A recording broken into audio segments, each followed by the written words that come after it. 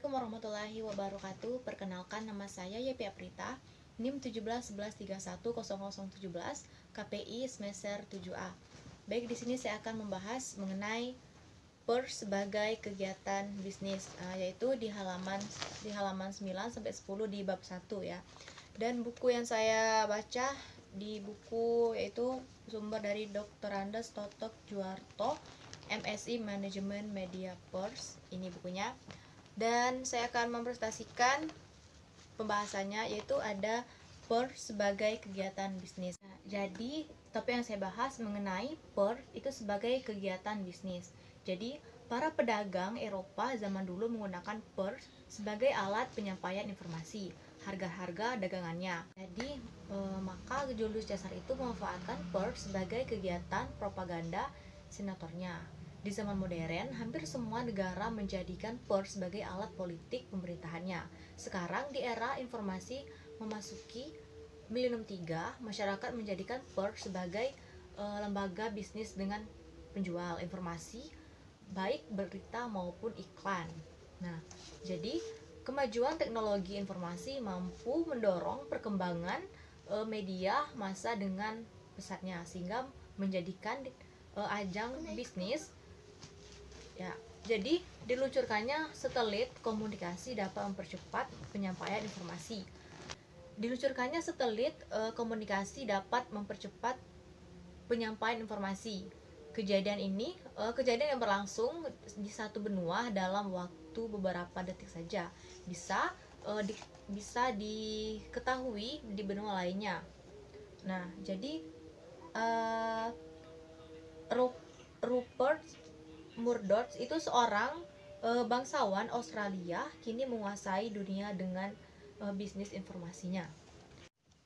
Dengan meluncurkan satelit komunikasi, Star TV dan BSkyB itu yang berkapasitas 180 channel, Murdoch menguasai dunia dengan kegiatan bisnis informasi, baik melalui media cetak maupun elektronik.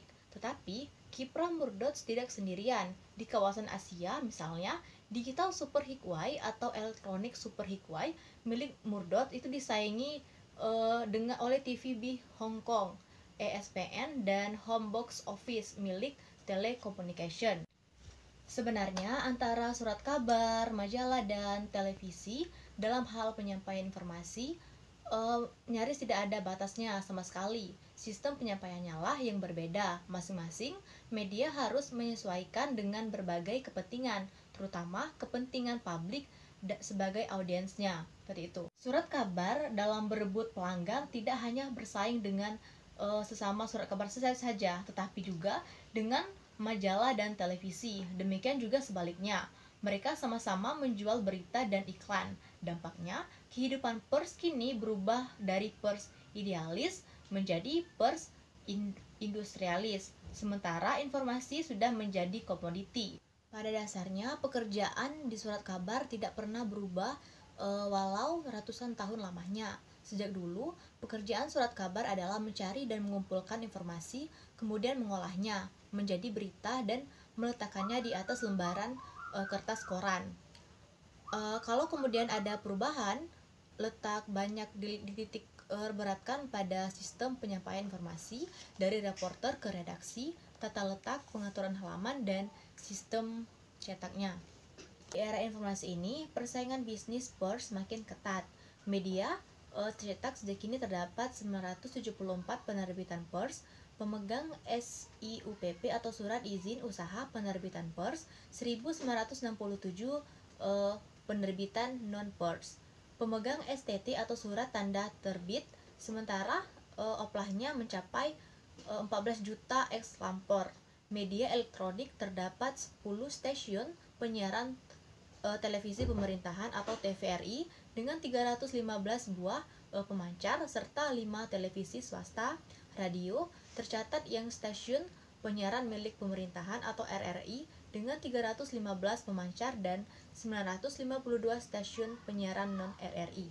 Dengan demikian, bisnis media massa kini sudah memasuki era industri yang disebut industri informasi, sedangkan masyarakatnya disebut masyarakat pers dan Penyiaran Indonesia atau MPPI. Baik, mungkin itu saja yang dapat saya sampaikan. Terima kasih. Kalau ada salah saya mohon maaf. Pada Tuhan saya mohon ampun. Baik, mungkin itu saja yang dapat saya sampaikan di presentasi kali ini. Terima kasih. Wassalamualaikum warahmatullahi wabarakatuh.